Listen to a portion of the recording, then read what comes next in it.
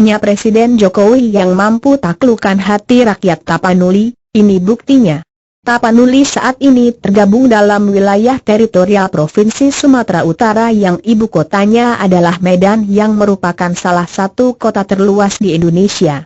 Dahulu Sumatera Utara pada masa penjajahan Belanda terbagi atas dua keresidenan, yakni Keresidenan Tapanuli dan Keresidenan Sumatera Timur.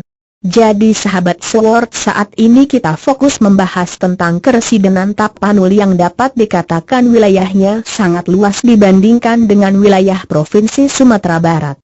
Tetapi sampai saat ini belum juga disahkan menjadi sebuah provinsi.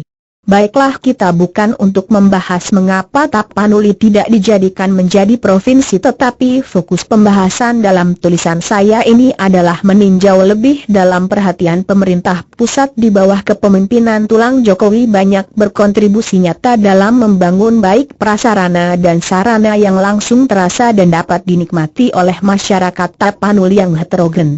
Sebelum membahas kontribusi nyata dari Tulang Jokowi, saya mau jelasin dulu sedikit sejarah tentang Keresidenan Tapanuli di bawah ini. Maaf jika nanti penjelasan saya kurang detail karena saya hanya manusia biasa, bukan sejarawan yang bisa memuaskan nafsu keingintahuan Anda tentang sejarah. Sejarah Keresidenan Tapanuli. Keresidenan Tapanuli adalah wilayah administrasi Hindia Belanda yang beribu kota di Sibolga. Keresidenan ini meliputi wilayah Tapanuli di sekitar Danau Toba sampai pesisir barat Sumatera Utara. Keresidenan Tapanuli berdiri pada tahun 1834 dan dipimpin oleh seorang residen.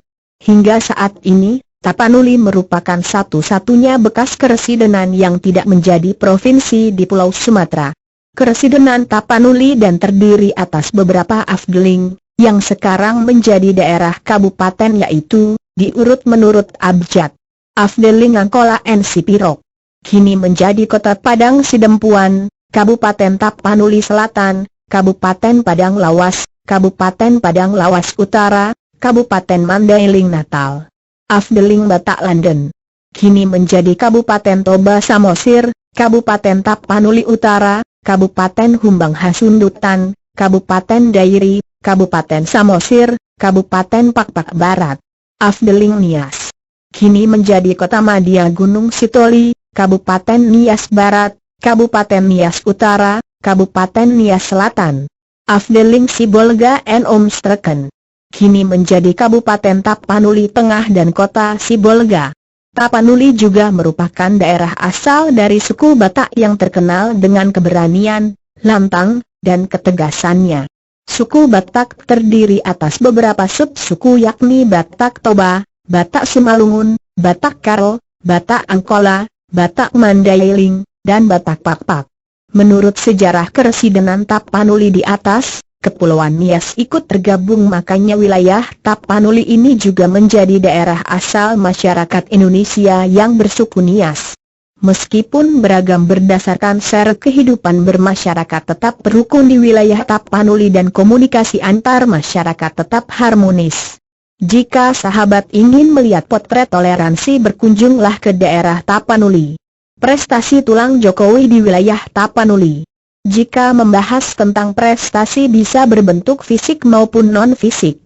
Di bawah ini beberapa prestasi-prestasi Tulang Jokowi di wilayah Tapanuli yang berbentuk bangunan fisik. Penjelasannya saya mulai berdasarkan pembagian afdeling Keresidenan Tapanuli di atasnya. 1. Peresmian Asrama Haji Kabupaten Mandailing Natal. Peresmian asrama haji ini dilaksanakan pada tanggal 24 Maret 2017 yang lalu. Asrama haji ini langsung diresmikan Tulang Jokowi sontak membuat saya dan masyarakat di wilayah Mandailing Natal dan Tapanuli Selatan sangat bergembira dan bangga karena sepanjang berdiri Republik Indonesia baru beliau yang notabene presiden berkunjung ke daerah ini. 2. Pembentukan Badan Otorita Danau Toba, BODT. Tulang Jokowi akhirnya merilis Peraturan Presiden Nomor 49 Tahun 2016 tentang Badan Otorita Pengelola Kawasan Pariwisata Danau Toba. Badan yang bertanggung jawab langsung kepada Jokowi, dibentuk untuk mempercepat pengembangan dan pembangunan kawasan Danau Toba yang berada dalam 8 kawasan kabupaten. Besaran dana yang akan digelontorkan sangat fantastik loh sahabat. Sword pengembangan destinasi prioritas Danau Toba, Sumatera Utara menjadi Monacol Asia diperkirakan memakan biaya sebesar Rp21 triliun. Dana tersebut didapat Rp11,36 triliun dari APBN dan sekitar Rp9,7 triliun dari biaya investasi swasta. Kali pertama juga dalam sejarah berdirinya bangsa ini kawasan Danau Toba diperhatikan oleh pemerintah pusat di bawah kepemimpinan Tulang Jokowi yang membuat masyarakat terkagum-kagum atas perhatian beliau membangun kawasan Danau Toba. 3. Bandara Silangit menjadi bandara internasional. Sudah sejak lama Bandara Silangit ini tidak diperhatikan dalam pengembangan infrastruktur dan pelayanannya. Baru di saat pemerintahan Tulang Jokowi saat ini pemerintah pusat kembali memberi perhatian dengan maksimal. Bandara Silangit yang berada di daerah Siborong-Borong Kabupaten Tapanuli Utara ini akan menjadi pintu gerbang bagi wisatawan yang berkunjung di kawasan wisata Danau Toba yang saat ini sedang proses pembangunan oleh Badan Otorita Danau Toba. 4. Pembangkit listrik tenaga panas bumi terbesar di dunia.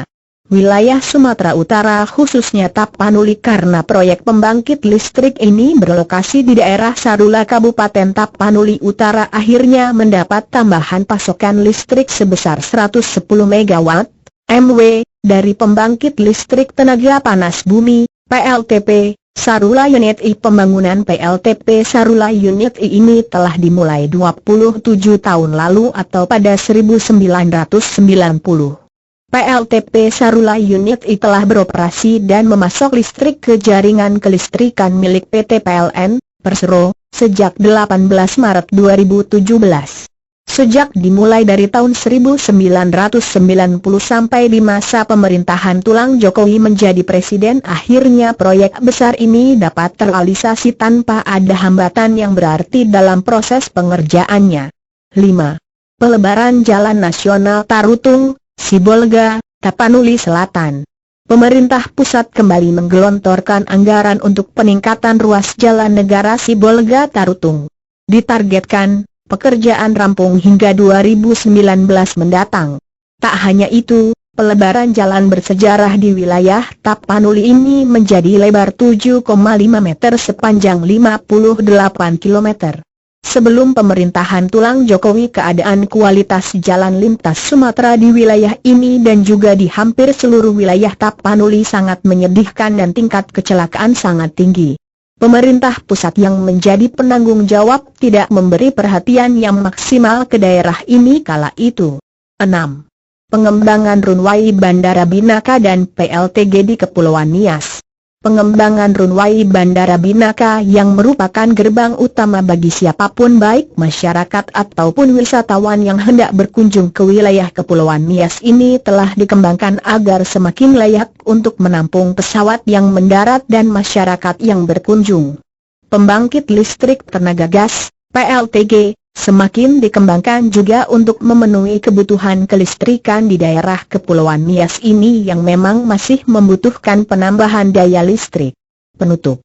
Apa yang saya paparkan di atas masih sebagian belum keseluruhan dari kinerja Presiden Jokowi bersama jajarannya di wilayah Tapanuli, tetapi melihat hasil kerja ini saya yakin dan percaya masyarakat Bumi Bulat di wilayah Tapanuli ini pasti jatuh hati karena perhatian dan kinerja beliau sangat nyata terasa di wilayah Tapanuli secara khusus dan Indonesia secara umum.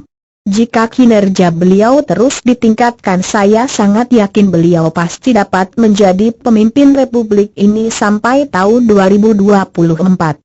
Mengapa saya katakan demikian? Karena pemerintahan Seng Mantan saja yang terkenal dengan program mangkraknisasi saja dapat memimpin 2 periode, apalagi Tulang Jokowi dalam 3 tahun saja prestasi beliau sudah sangat terasa di masyarakat terkhusus yang domisili di luar Pulau Jawa yang selama ini terkesan dianaktirikan oleh pemerintah pusat.